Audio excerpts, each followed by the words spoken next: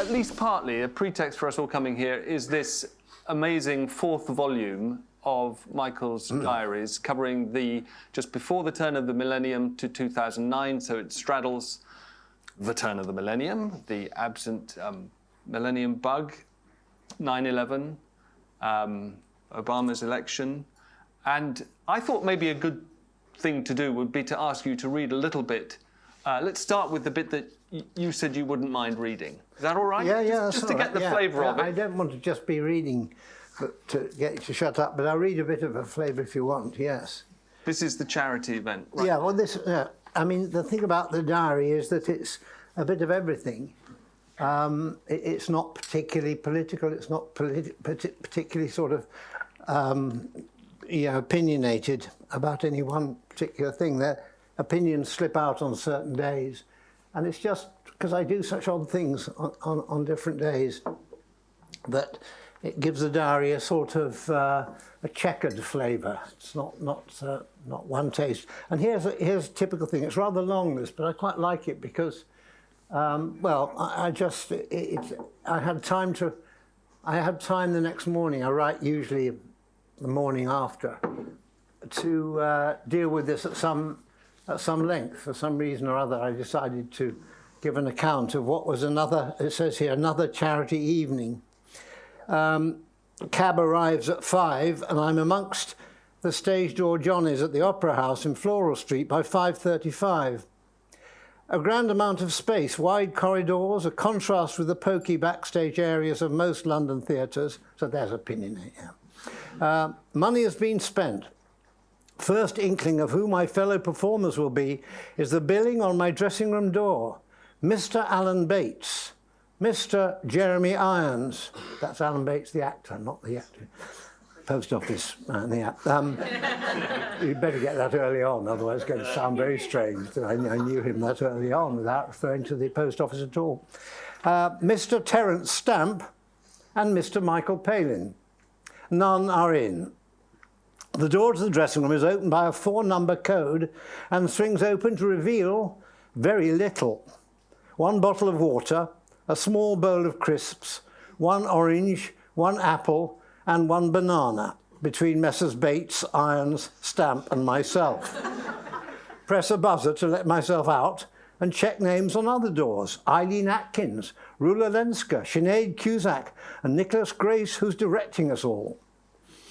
It's in aid of the Save the Griller Fund. Pour myself a cup of tea from a communal table at one end of the corridor and back to my high-security garret. Have just started to read The Afghan Amulet, a very good travel book, when the door buzzer goes. I leap up and let in a galaxy of talent, who all seem to have come straight from some gala event. Or at least Jeremy does. He's in a complete DJ outfit and looks very soigné and brideshead. Alan Bates, on the other hand, is in a much less elegant suit and has a spectacular shiny grey clamp around his waist and knee. Supporting him is Joanna Pettit, actress from the 60s. With Jeremy, his feet on the ground, straight from the hip-shooting consort Sinead. There's a fluttering of recognition and greeting when Eileen Atkins comes in just behind them. I feel like a Grimsby fisherman at the Turner Prize giving. They all have letters from Diane Fossey to read. Sinead is the first to confide to me that they are dreadfully boring. Terence Stamp is the next to arrive. There's a lot more fluttering and cooing, and of course, no one mentioning anyone else's work. Jeremy, by this time, realises he's overdressed and loosens his black tie and opens a few buttons at the top of his shirt, checking the effect quickly in the mirror. By now, there's general agreement that they're all onto a loser with these letters. Nothing you can do with them, really, admits Alan. I fear it might have to come down to gestures, Jeremy suggests, as he rearranges his long legs picturesquely on an inexpensive little chair. No one has touched the crisps. With only 50 minutes left before the audience comes in, we're led down to the stage. It's clear there have been problems, stemming primarily from Brian Adams and his ensemble, but also with a group of Rwandan dancers who arrived 4 hours late. Quick sound checks. Nicholas Grace keeps shouting, "Next!" from the back of the stalls as Irons, Stamp, Lenska, Atkins and co are cut off after a few lines. Back in the dressing room, Jeremy decides he's going to smoke and throws open the windows and is halfway through a roll-up when a special announcement of the tannoy reminds us all that smoking is strictly forbidden and may set off the alarms. This seems to take the edge off Jeremy's pleasure, and he dispatches the remains of his cigarette onto the piazza below and pulls the windows to, dislodging as he does so one leg of a small heater which tilts to a crazy angle but doesn't actually fall over. "What are you wearing, Michael?" he asks me. "I'm wearing a long brown mac and a pair of funny spectacles." "You're not reading a letter then?" No, I'm doing a comedy sketch." "Ah." Jeremy takes this in, but still appears puzzled, as if the idea of my doing comedy is something he can't quite deal with. Alan Bates has removed his eye-catching brace and is practicing walking without it. He had a hip replacement a month ago, but it slipped out of its socket a week later and had to be pushed back into place. He seems in awfully good spirits, considering all this. "I always say yes to these things," he muses. "I suppose we all need to feel we've done some good." "You are such a romantic, Alan," says Terence Stamp, visibly cheered by Alan's sweetness. Yes, I suppose I am. Yes, I suppose I am a romantic, yeah. Eventually, most of them leave, as they're not on until the second half, and I'm left alone with Stamp. As I close the door on Alan and his lovely muse, I tell him how much I once fancied Joanna Pettit. He nods reflectively. "Yeah, we had a little thing going once. We were filming together, finish work, smoke some of the strongest stuff in the world and just get on with it." Then he told me of her marriage to a violent man who treated her badly and how her son died of an overdose, and he thinks that's what brought her together with Alan, whose son also died young. We both fall silent at this, until a buzz at the door means leaping up again to press the button. It's one of the young stage management assistants. He looks up at me like a startled rabbit.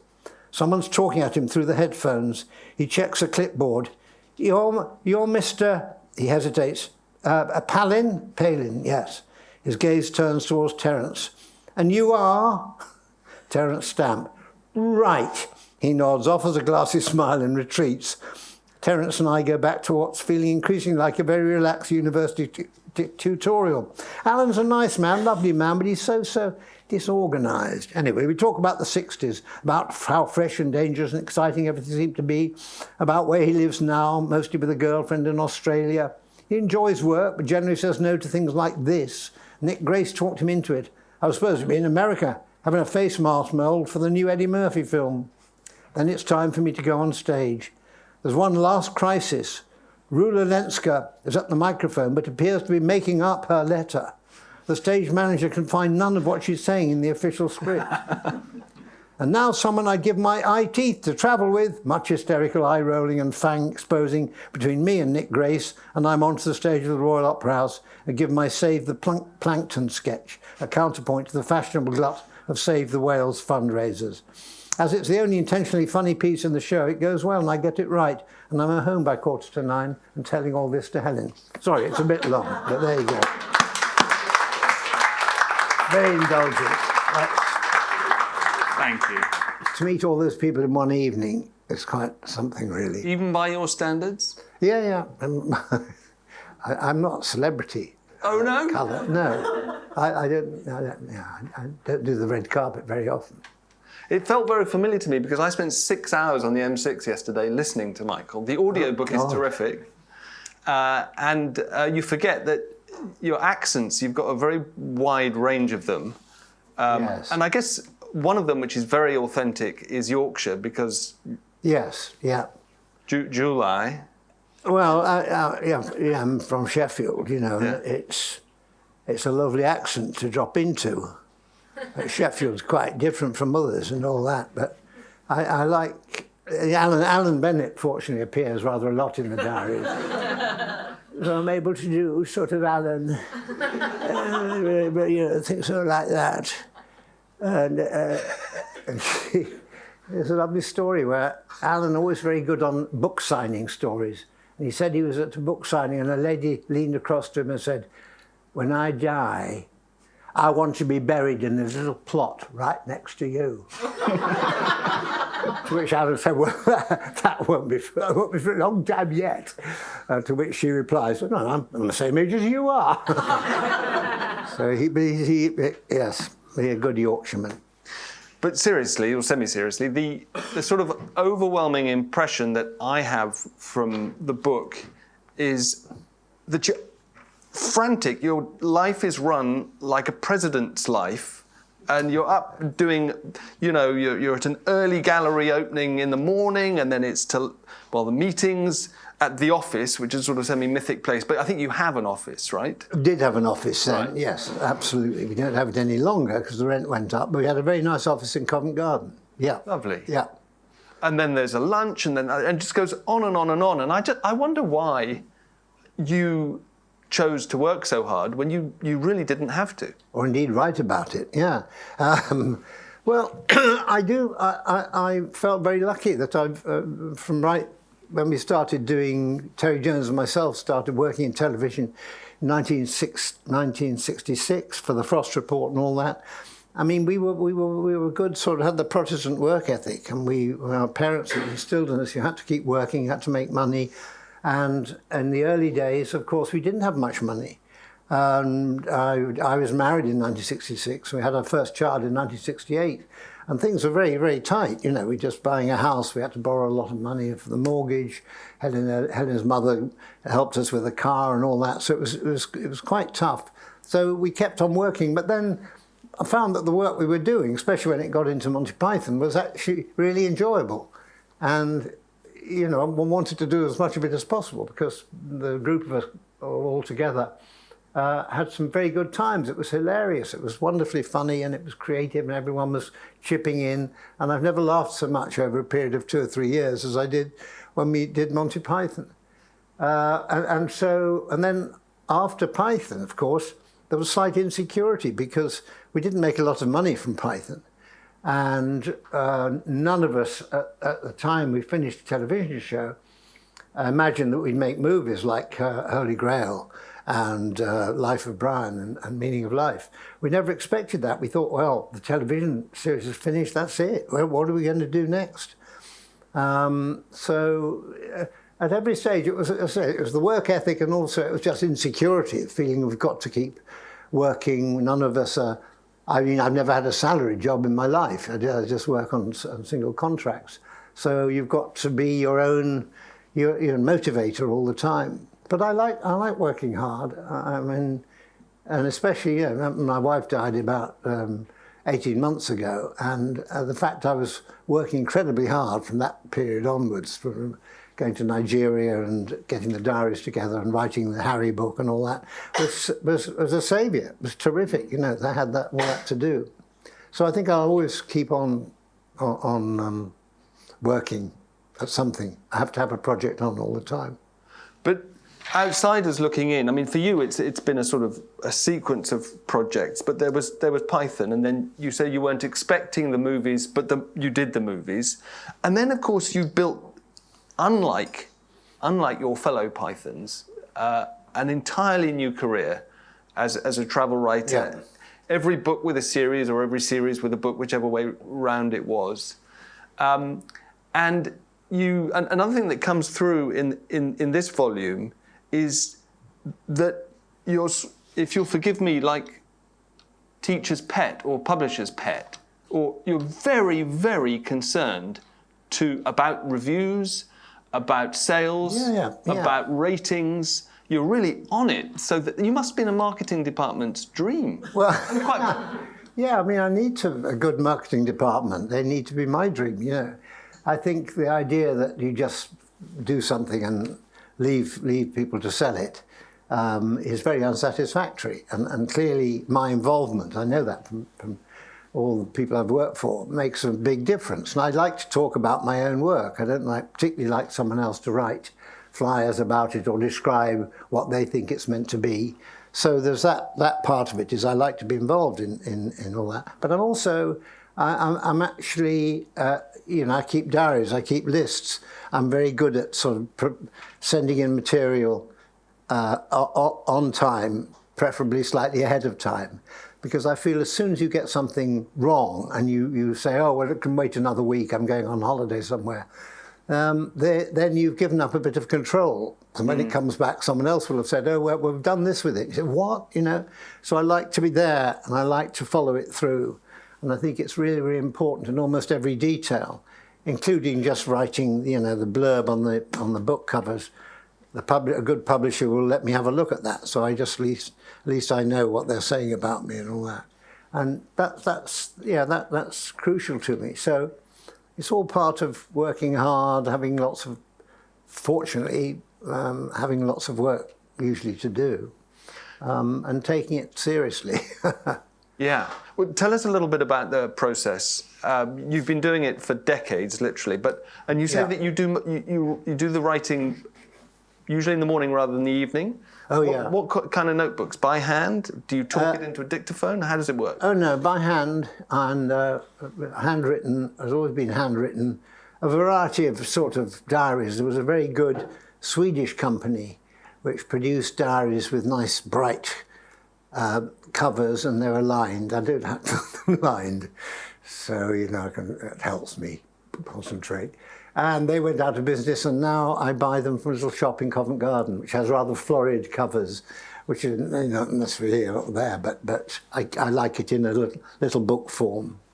And I just try and write at 9 o'clock when I'm at my desk for the first time, and it's just part of the routine, and sometimes a very difficult part of the routine, because you'll have had a late night or something like that, or the day before you'll have done so much, but you've got a lot to do that day. So whenever you're going to have time to write it all. So it's a bit of a fight, and sometimes I have to go back over, go 3 or 4 days and sum it all up. What's really nice about reading it is you get sort of ambushed by these turns of phrase, which I can't help thinking you must be... There's one that I just had to write down. Forgive me, I've got an absolute mess of questions here, of questions and quotes. But it's about Martin Bell, and you were invited onto the Andrew Marr show. Oh, here we go. And Martin Bell was there. He prowls the newsroom like a bull on Valium. Yeah. Yes. Amazing. Yeah. It's rather a shocking image, really, isn't it? It is. I mean, Michael Palin in that sort of white suit that he wore. Yeah. Well, and then you talk about the other man in the white suit, Tom Wolfe. Did you meet him too? Yes, I did meet Tom Wolfe. Well, not on the same occasion. That would have. No. The two of them together, it would have been like a sort of cricket match, with all these geniuses in white. No, that was a separate. I think I only met Tom Wolfe in a group of people at a party. I didn't spend much time with him. Yeah. And there is a phrase, another phrase that comes in, which I'm sure you will be taken in the spirit in which it's intended, but you describe yourself as unofficial royalty. Do I really? Yeah, at one point. God, and I think it's like John Lennon. We're getting into John Lennon territory, aren't we? Yes. But it's in connection with, I think, a trip to Walsall or something. Oh, yes, yeah. And which you seem very fond of. But how do you, let's just stipulate, as they say in America, that you are unofficial royalty. How do you deal with that? What's your default response to people rushing up to you? Can we have a selfie? Can we have an autograph? Do you just do it? Yeah, I mean, I try to be as normal as possible. I don't like sort of switch into celebrity mode and have someone there, yes, get those together, all that. But sometimes it is, people do, because you're famous, I suppose, they become a bit tongue-tied. So you can't break the ice that easily. I try to be just as normal as possible. Ask them how they got to work that morning, or whether they've read any of my stuff before, whatever. I mean, just make small talk, and that usually that's usually okay. When people know they can just chat to you, that's fine. But it is. Yes, I mean, the unofficial royalty thing is you do occasionally find yourself going to things where you are shown around, a bit like the Duke of Edinburgh used to do with his hands behind his back. Well, who made this, Johnny? Where are you from, Johnny? This is terribly nice. And how you done this for 20 years? Yes, very, very good. Is it just screwed in and all that? Yeah. I kind of feel I'm falling into that trap if I'm not careful, because I am nodding and suddenly my arms are behind my back. And so, it's a kind of strange world. But a great thing is I go back to where I started, which was doing comedy and Python and all that. And our whole attitude was to open things up, see the absurdity of the world, you know. And suddenly you find yourself trapped by it. You've fallen into the trap of portraying or behaving like somebody you would have satirized or sent up in Monty Python. So there's one section in which you're working on a novel that I don't think you actually wrote in the end, the Glasgow one. Oh, yes, Scottish Waste, yeah. And you ask your assistant or whatever, someone at the office, to arrange a trip to a sewer in Glasgow. Yes. Yeah. And the next thing we know is you're down the sewer, not just with one guy, but everybody turns out from Scottish Water or something to take Yes, yeah, it was a popular trip, that. Well, I was in Spain. I was sitting in Segovia at a cafe, and I noticed a manhole cover, well-worn manhole cover, beautifully designed as they are. And it had the name on it, McNaughton and Sons, Glasgow y Valencia.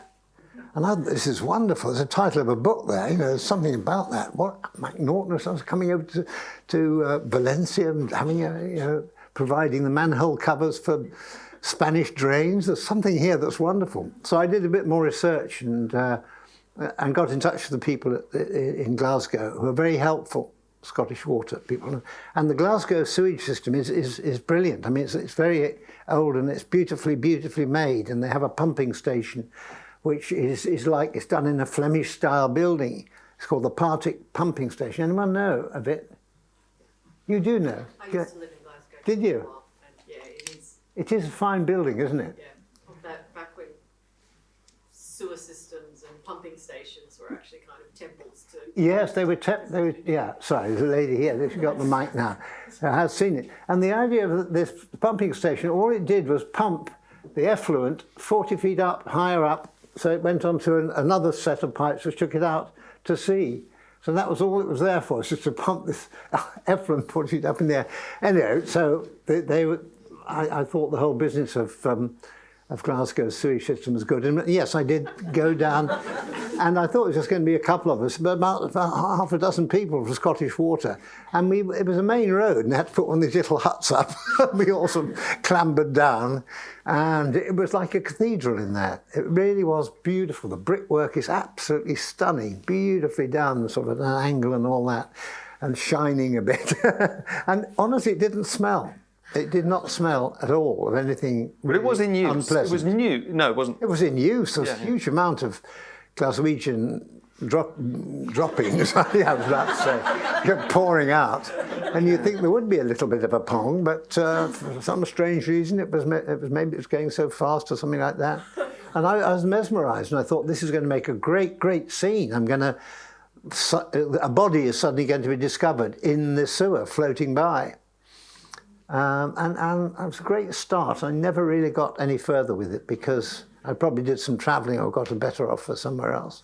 But well, you did. You, at the time, were preparing this Sahara project. Yeah. But you were also about to go on tour for the Hemingway book. Not the novel, but the travel series. Yeah.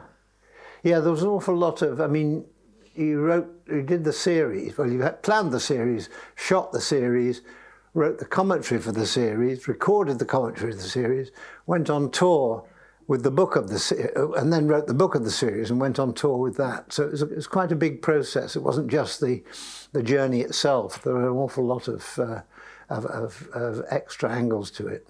You could almost write a travel book about one of your publicity tours, though. There's a really nice reference at the beginning of that one to settling into seat 2A on the flight to Toronto, and I thought, now wait a minute, is that normal, or is that just when it's being paid for by your New York publisher? Yeah, well, I wouldn't pay for seat 2A, 3A, yes, no. No, there was a time when people were very generous with the money, and I don't know, it must be before this. I used to do Saturday Night Live. And the American TV networks always, I went over by Concorde every time. So it was rather wonderful, really. And in one year, 1984 it would be, sorry, it's not directly about the diaries, I was going to go over and be the host on Saturday Night Live. which is, you know, it's a big show in America. It goes out to 86 million people or something like that.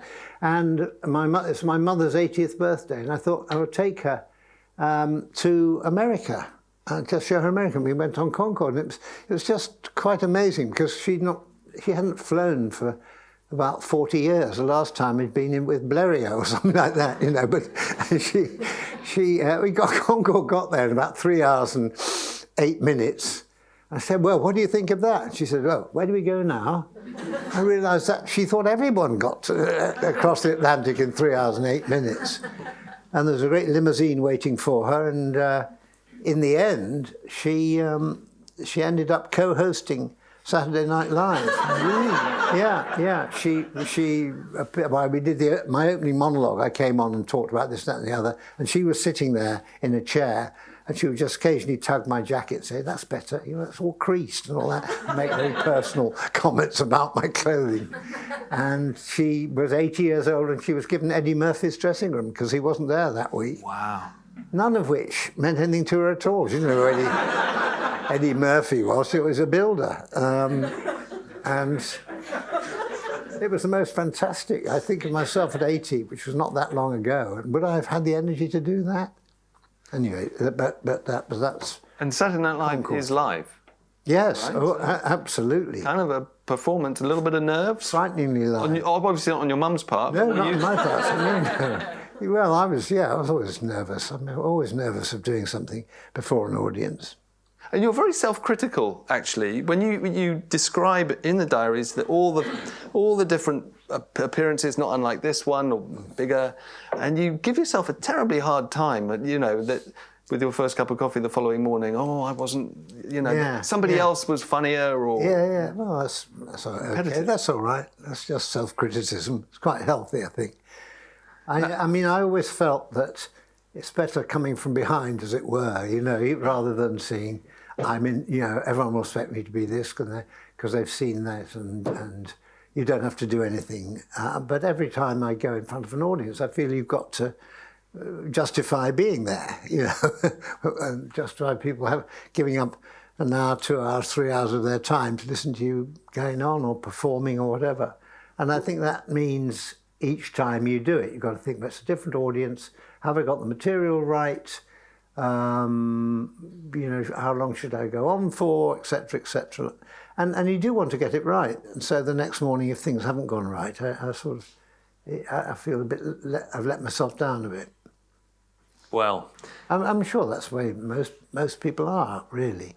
But I just don't like people who swan in and just this enormous sort of charismatic presence, and they can just switch it on and everyone goes, ah. Speaking of charismatic presences, you mention it in the section that you read, but it comes up elsewhere as well. This idea of when great British celebrities, if you'll forgive the phrase, get together in one place, and the one thing they don't talk about with each other is each other's work. Why is that? Well, I mean, you just don't. You kind of... It's naff, you know, if Terence Stamp and sort of someone would come in and say, oh, Terence, loved your film, it was really good. Then he has to give it back and say, loved yours. And he probably didn't love yours because actually it was the worst thing he'd ever done. So it's probably better not to get into value judgments. But I think when you get to that level of enormous fame and success and making 3 or 4 films a year, you're generally you're in an elevated status. Privately, one-to-one, people might sort of say, well, I didn't think you should have done that. But in group, no, you all rally together. You're all thesps together, and you do good work, and it's a tough world and all that. But is it partly to avoid embarrassment? If everybody sort of tacitly agrees not to talk about each other's projects in a group, then nobody's embarrassed by not knowing or... Yeah, well, exactly, and not having seen. Yes. This is the thing, you know, kind of... you're a wonderful film. I haven't actually seen it yet, darling, but I'm sure it's absolutely brilliant. People absolutely seem to love it. And that you can do that. You can do it sort of at arm's length. Talk about other people who've seen it. Oh yes, I remember. Wonderful. Wow, my mother-in-law thought it was absolutely wonderful. And so you do that sort of thing that saves you having to say, actually, I've heard it's a piece of shit. Well, look, nothing is off limits. You can ask or hold forth about anything. In fact, I'm hoping that somebody will just raise the subject of Michael's fabulous oiled body all the way back in Life of Brian, because I don't think I want to. Oh dear, well, he was talking about how we first met. Now, that's not on the agenda. So, without my glasses on, I really can't see if anyone's got their hand up. But oh my God, we've got a sudden forest, a sudden forest. Yeah. So let's bring a microphone to the lady at the front.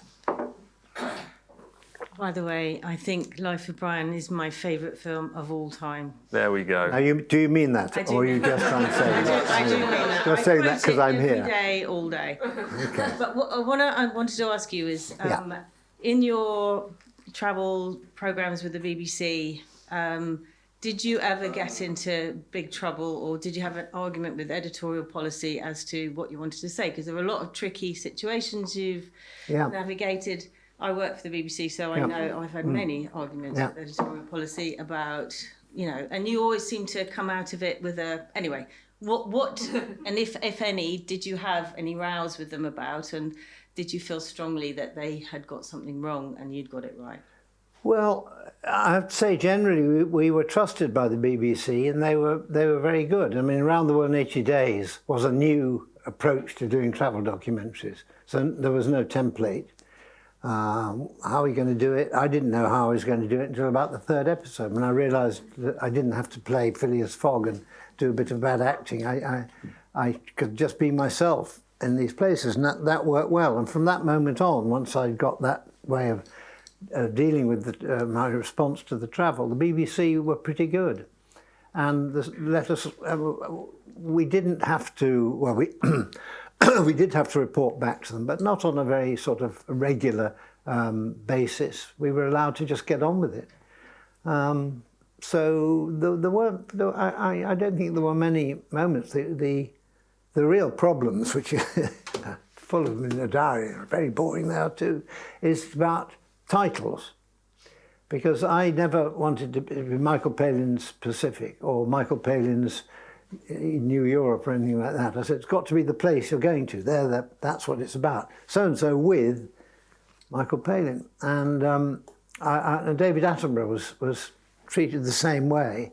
David Attenborough was given the with David Attenborough. But you see Life on Earth and all that sort of thing. It's not David Attenborough's Life on Earth. It's not David Attenborough's Blue Planet. And he was quite right. I thought, let people see it, and then you have your name underneath it. And we used to have endless arguments about this and about Europe. I knew New Europe was a very difficult thing because it was quite contentious whether it should be called New Europe or the Wild East. That was one of the titles that came up. I'm of the opinion, especially if you're doing travelling, to be fairly straightforward about what you're doing, not have too much of a fancy title. But as I say, the BBC were pretty good.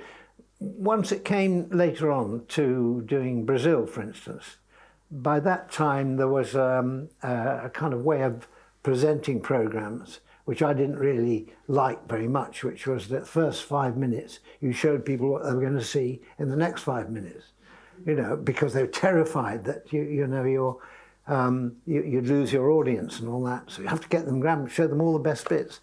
Absolutely, it was sort of crime against storytelling, really. Anyhow, that was that. And partially that was the reason why they wanted Michael Palin's New Europe or Michael Palin's Pacific, because on the program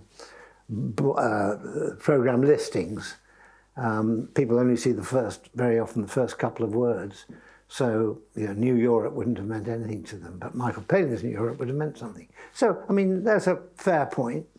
But you won that title battle in the end, didn't you? Yes, I won in the end. Yeah. But I mean, with Full Circle, they wanted to call it Palin's Pacific. And I thought, no, it's not my Pacific. I went into all that argument. And I think in the end, I got that wrong. I think actually Palin's Pacific was such a good title, alliterative title, that would have worked and wouldn't have looked too awkward. But this question of who's in charge is a very good one, isn't it? Because at one point in the book, you get a call from your old mate John Cleese in California, and he's moaning about a BBC, I'm sure it wasn't you, a BBC producer, and you give him a little lecture. Well, you've got to be in control. Yeah. Is that hard? What, to give John Cleese a lecture? Yeah, it really is, yeah. But no, I mean, I think it is, no, it's just you've got to be there, and you can't sort of, say, take 2 days off and then come and join in the argument. You've got to be there all the way through, so that you're coming in with the first idea, you're coming in with the first approach, you're coming in with the first idea of how it should be done. Then you can have the argument. But I think once you let someone speak for you, that's where the problem may come. But I mean, there's a lot in here about disagreements occasionally with producers and my own directors. We didn't all say, we're going to do this way, and it was not totally united, because that would have stifled the creative spirit that we had.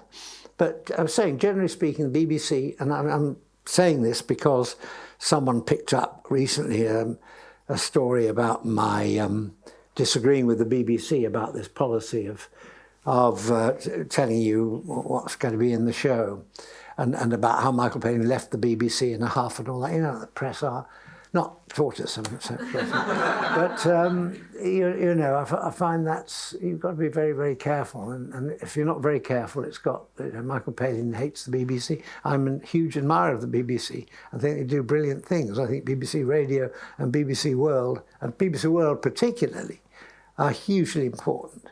And I've seen that one from going around the world, and I'm very sad when I see cuts being proposed to BBC World, because a lot of people in a lot of countries depend on it as their only way of knowing what's really going on. We'll come to the other hand that was up in just a second, but since you mentioned it, I want to get you on the BBC and also on John Cleese very briefly. Yes. No, that's right. We can all be fans of the BBC as an institution, but again, semi-seriously, are you happy with BBC News at the moment? It's had a torrid relationship with the Tory party, and you could say that it's bent with the wind? Well, I mean, I listen to BBC News rather than any other news, actually. A bit of a confession, with so many news bulletins around. But if I want the day's news, I listen to the 6 o'clock on the radio or 10 o'clock on television. It's okay. I mean, yeah, I'm not hypercritical. Sometimes I think that they've got a small UK story, whereas the big story is somewhere else in the world. I think that it's very hard to keep all the foreign news up to date, because it's happening in so many theatres all over the world, which I suppose is why BBC World Service is a good idea. So I don't think BBC News is absolutely perfect, but I feel generally it's good, and its attitudes, political attitudes, as far as I can tell, and they're now falling over themselves to be open to both sides and all that. But you can just tell from most of the reporters who know their stuff where they're coming from, which is slightly, I would say, left of centre. But what can I say? I think I agree with that. In a sense, if people from both sides are complaining about them, they must be doing something right. Yes. That is usually the case, John Cleese makes frequent appearances in this volume. Yeah.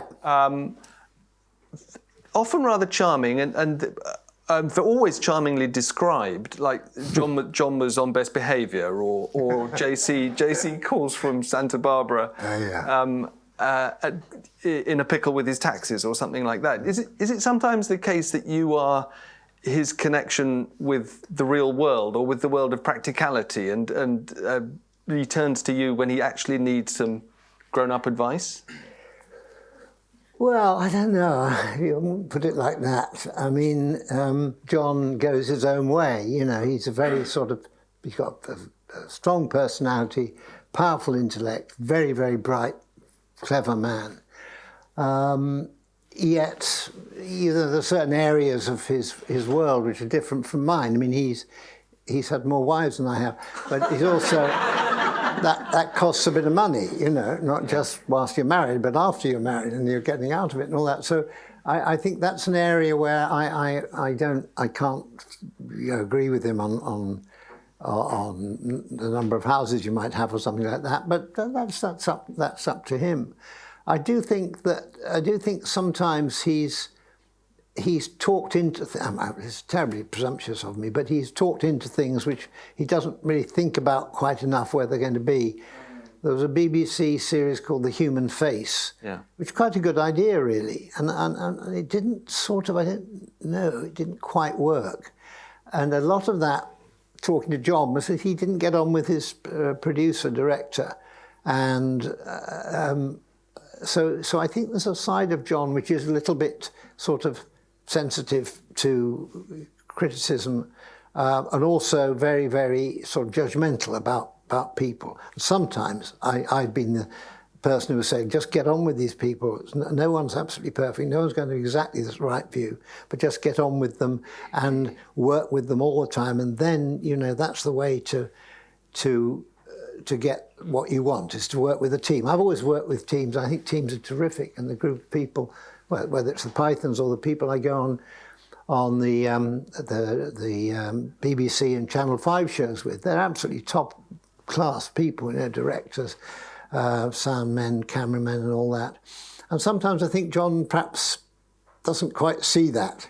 He has a sort of self-consciousness about himself, because he is this very strong person. And, you know, powerful personality. He has many, many more followers on the internet than I have. But I think that can sometimes be a little bit of a problem, and you don't get things done quite as easily as perhaps you should. Yeah. It sounds like a psychiatrist's couch, doesn't it?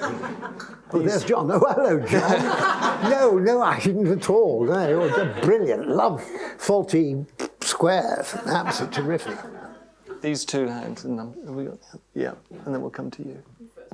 Good evening. Your billing tonight was comedian, writer, actor, explorer. Is that how you regard yourself, and do you see yourself as a bit of all or more of one? Well, I suppose I'm a bit of all those. It does seem odd, but it's very nice for one's ego of an evening when you've, you know, or the next morning when you're a bit bleary and haven't slept very well. I'm a comedian, I'm an explorer. I'm 4 or 5 things. I should have them written up on my bathroom wall. I think you could take it with a pinch of salt, but I mean, I explore, but not in the same way that sort of Victorians do. I don't go where no one's ever been before. Oh, I sometimes do, but usually I'm going where someone has been. But I'm seen as an explorer because we do quite difficult places and all that. But no, where have you been where nobody's been before? What? Where have you been where nobody's been before? Bits of North Korea? Barrow-in-Furness. No. Well, yeah, I'm trying to think really. There's parts of the Sahara, Central Sahara, they're completely bleak. I mean, nobody will go. There's no roads or anything like that. So I can't be specific, but. See, we hold you to claims like that. I know. No, you're very good. Yeah. Very good, Tortoise. Absolutely, you're right in there. Was there another one right next to you? So speaking of exploring, I mean, so much of, again, as the lady was saying, so much of your work has been travel documentaries, exploring documentaries, etc., and have obviously inspired potentially millions of people to travel and go places. So I'd just like to get your thoughts or ideas on, you know, we have so many reports now of over-tourism and the environmental impact of travel and so many people travelling for leisure purposes and such. And just would like to kind of get your thoughts on that. Do you think it's an issue? Do you feel you contributed? Are you like, whatever people are going to travel, it's just now in a way that, you know,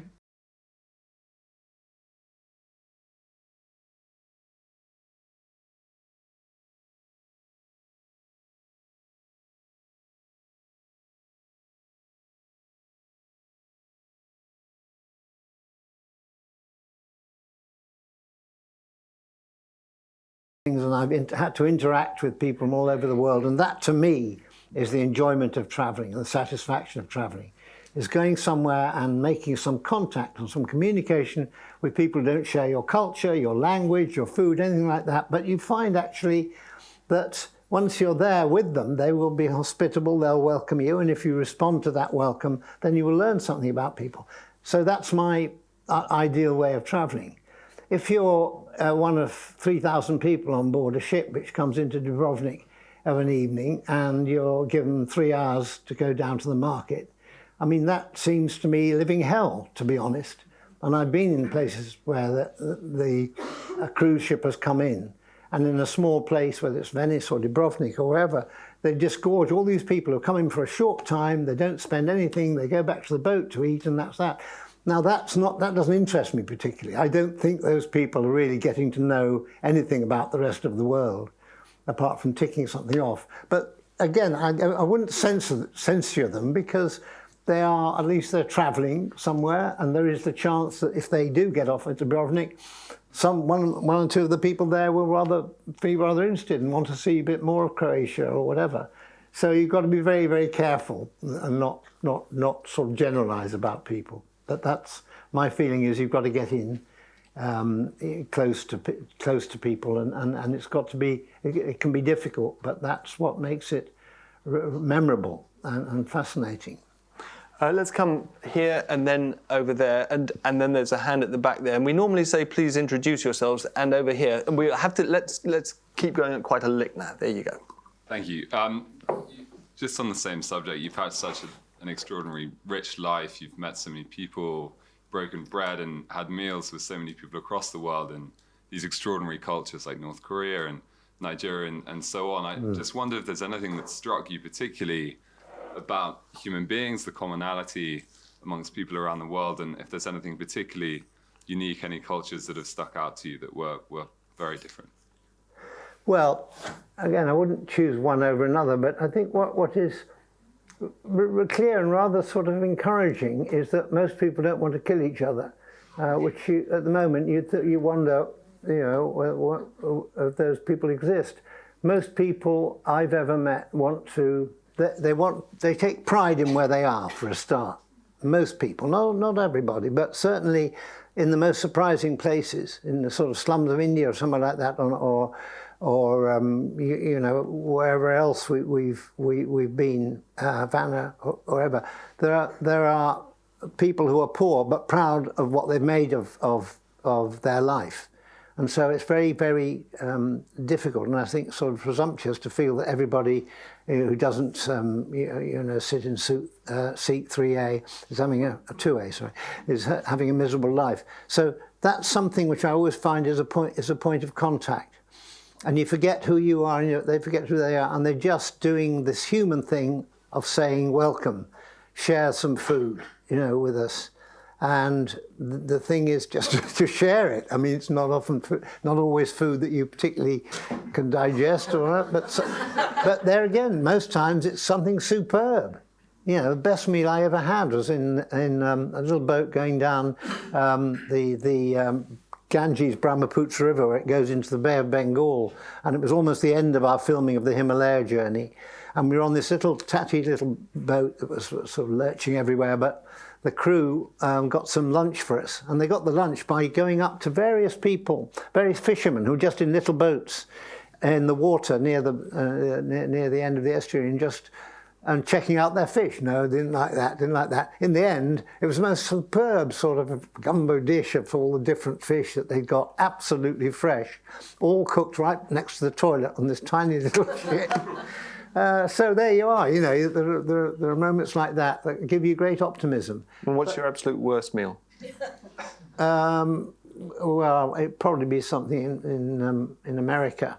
Yeah, probably a hamburger or something. No, I'm sorry, I interrupted you. No. It's worst meal was actually I had camel, which was nothing particularly wrong with the camel meat, except it was old and stale.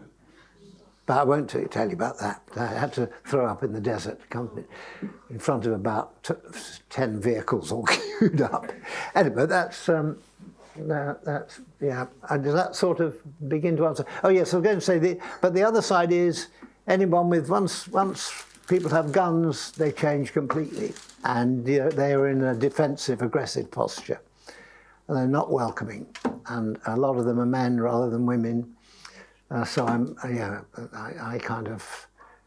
I feel being amongst families, I'm safe and fine. If I'm trying to cross a border where someone says, you've got to show your papers, and they've got a rifle slung over their back, and they clearly, would shoot you quite quickly if anything went wrong. That's the other side of it all. Right here, and then... Sorry, it was here. Oh, I'm sorry, that's what I meant.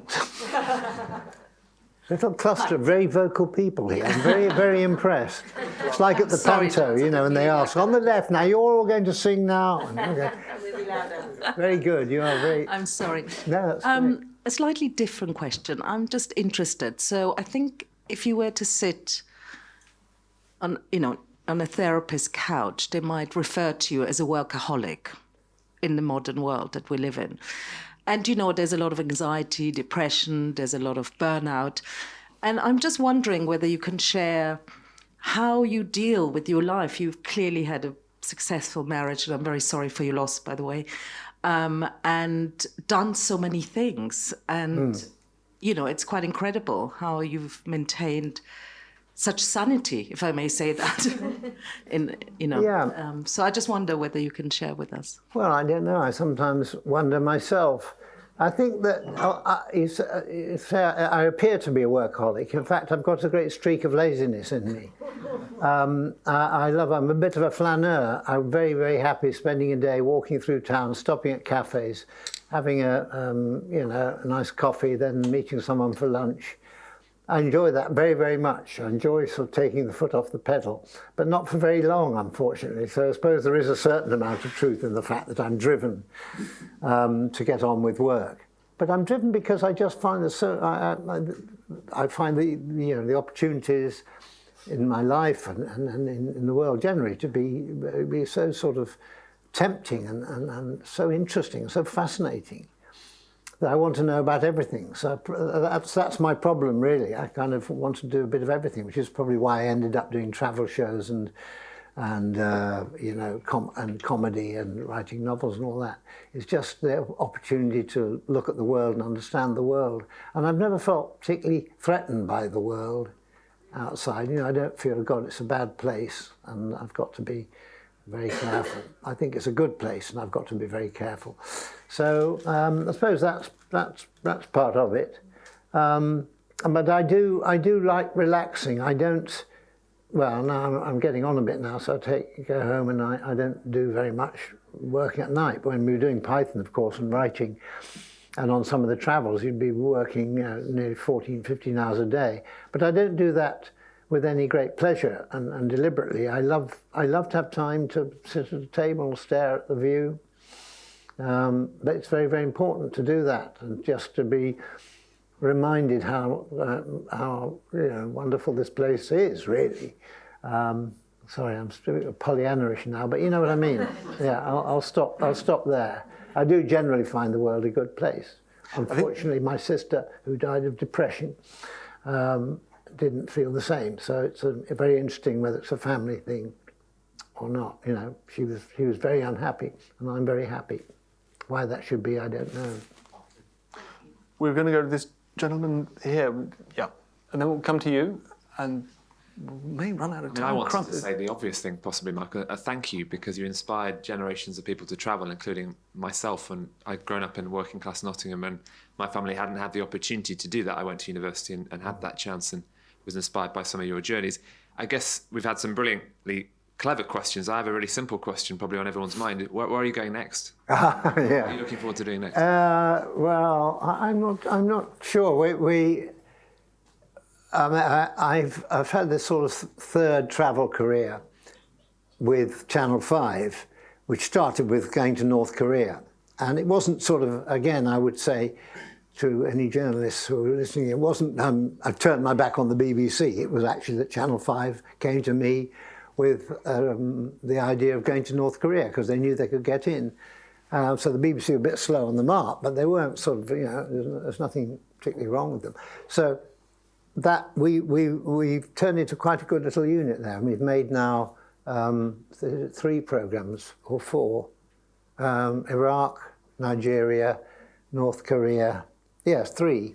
Is that right, Steve? Yeah. Thank you. It's my manager there, by the way. When you worry about all this, just blame him. So yes, I mean, Channel 5 seem to want to do another journey. We make much shorter journeys now, about just over 3 weeks filming. Very, very intensive filming. We go somewhere quite difficult. We make sure we could get very good people on the ground, which is absolutely vital. And if I can, you know, survive physically and be physically able to do it, I will go there somewhere in South America at the beginning of next year. And then there's, of course, the nice thing is, which the BBC started with Around the World in 80 Days, they commissioned a book. Would you write a book about it? And so now when I do my travels, I have to do what is essentially a diary of my travel and turn that into a story of the journey. And that's hugely satisfying because, you know, when the pictures are put together, they're edited, but there are things that I notice on the journey that other people wouldn't, and I can use those as the basis of my diary story. So there's a book, always been a book in it as well, which makes me observe more closely and work a little harder at keeping notes. Let's hoover up the last 3 hands that I've seen. This one here, and then there were 2 at the back, and then we'll have to draw a line under it because there's going to be a signing, and we're on a clock. But and it doesn't have to be a question. You can just say what's on your mind. Thank you, Helen. That's an offer of money. I'm going to bring us back to a bit of Life of Brian trivia, although it's not trivial because it's actually about incredible acting skill. I'm so sorry I don't remember your oiled physique in that film, because the one thing I will never forget and that can never fail to make me howl out loud, no matter how bad I feel, and the same goes to my husband, is one scene in that film. I don't know if you can guess which one it is. It's the great... Go on, no, you say. Stickers incontinentia buttocks. Oh, right, yes, yeah. I'm just curious to know, every time I see it, I just think, how many takes before they nailed that? How do you remember how long it took? And how hard it must have been? Yeah, I mean, it was I mean, it took a standard amount of takes, you know. You've got to do close-ups, you've got to do... Terry Jones, who was directing, was a very good director of comedy. He didn't do too many cut-ins. He just, you know, you had the same people, the 2 parties making each other laugh on screen at the same moment. But yes, it took a long time because I had to make them laugh, you know, each time, because they'd done their laughing, and when you're acting laughing, it's not quite the same as real laughing, so I had to dream up things to whisper in their ears. Do you remember what you did whisper in their ears? Well, I think incontinentia buttocks was one of those ones that came out of the blue. I don't know what I was thinking about there. But that was the problem with that scene, was actually we got 2 very good takes early on. Then we had to do a few cut-ins, and that's where you had to make sure that people were still on the edge of laughter, totally spluttering. And with a film crew around, it's, I mean, it's a bit like having an intimacy advisor. You know, we needed a comedy advisor to get people laughing in the right way at the right moment. We didn't have that. We just had ourselves. Thank you for that anyway, because it just never ceases to make me happy. Thank you. I hope I haven't overanalyzed it. There's nothing worse than comedy being overanalyzed. Yeah, just at the back. Were there 2? One's fine. Yeah, there. I can see 2 hands. Let's get them the mics, and let's do them both at once. Really? Yeah. Can you handle that? I'll try. I'll make notes. Can they handle that in harmony? 1, 2, 3, 4. No, I didn't mean like that. I mean, sequentially, one after the other, and then we. Sequentially, I like that. Go. Okay, I wanted to ask you really about authenticity, and thank you very much for this evening. It's inspiring. I'm much like the chap over there from Nottingham. I come from the east end of London. I went to university in Sheffield. I've got no business being anywhere in the world really, but Sheffield, good. I happen to live and work in Ladakh and Kashmir for years, and some other very difficult places to get to around the world. And then I read Himalaya, and that was the point at which I started to take the observations very seriously, because your retelling of your Ladakh and your Srinagar was so on the mark. Oh, wow. That's how Well, thank you. It's absolutely authentic. It's real, your experience, and the way in which you transmit that. So what I want to ask you about authenticity, we're living through a time now where AI generated garbage everywhere you look, misinformation, disinformation, sort of a fast food culture towards travel. I find it. I have family back in the mountains in the Himalayas, and I find it agonising the extent to which it's sort of it's a quick hit. You go and you travel and you take your stuff and you put it on Instagram and it's done. Yes. And there's no depth to it at all, and that seems to be the reality that we're living in now. So I'm asking. I'd like to ask your feelings, your views on authenticity. How do you transmit authenticity in this time? Perhaps this is for Tortoise as well, because I understand that you're doing here. Just for the sake of time, because we're already over time, let's hear the other question, and then we can answer them both at once. Well, I will try. Okay, more an observation, really, back to Life of Brian again. I always just thought the debate that you and John Cleese did with a couple of bishops. Well, one bishop and one ex-atheist called Malcolm Muggeridge. Yeah. Right. I always felt like that was a point in our collective culture where it was like you guys proposed this idea that everything could be questioned, everything could be mocked, and sort of nothing was off limits. And that debate felt like your opponents kind of pushing back and saying, no, you will respect us. And it's like you watching that debate, you watch them lose the room. Well, I totally agree with you. I think, and I'm not a great one for saying this was a great moment in television, but I think something happened in that debate, and it gets played a lot, which the problem is that they got it wrong. The establishment got it wrong, not by being rude, although they were quite rude, but by thinking they were funnier than us. That actually a bishop laughing was far more important than some, satirists who do it for a job all the time. And that there was a smugness about them, which I saw at the time, and I felt this is the worst thing they can have done. And they turned the audience. At the beginning, the audience was up for a fight, as we were up for it. John and I were prepared for an argument, a good argument. But they took the view that they would just dismiss the film. They wouldn't criticise it, because it was beneath them to actually criticise scene by scene. And anyway, they hadn't seen all the film anyway. So it was a shocking moment where two people who seemed to represent the establishment, one sort of intellectual and the other religious, made fools of themselves.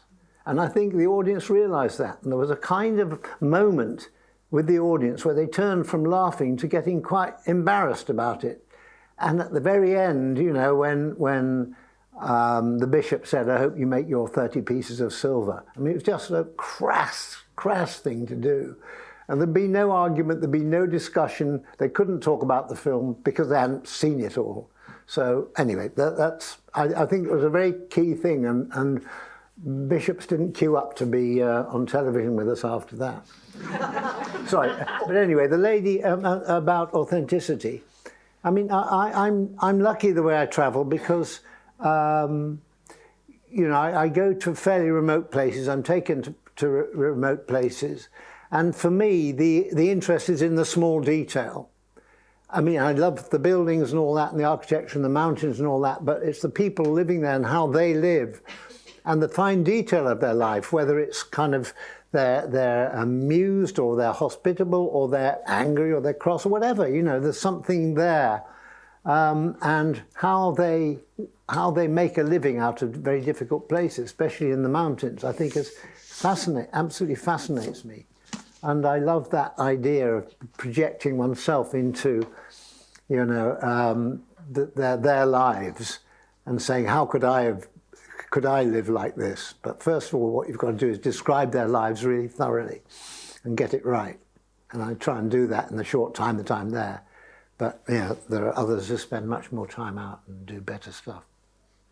Speaking of the fine detail, as a favour, will you just close by reading a little bit of some of the finest detail in your book?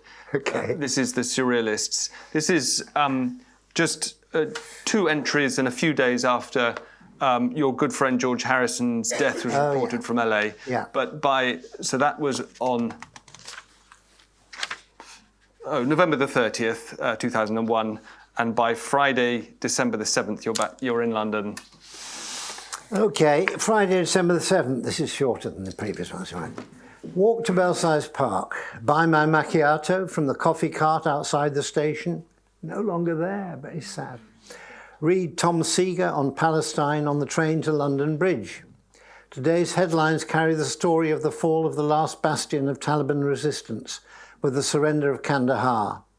Al-Qaeda being much less well-defined is another matter. No sign yet of Mullah Omar or Osama Biel.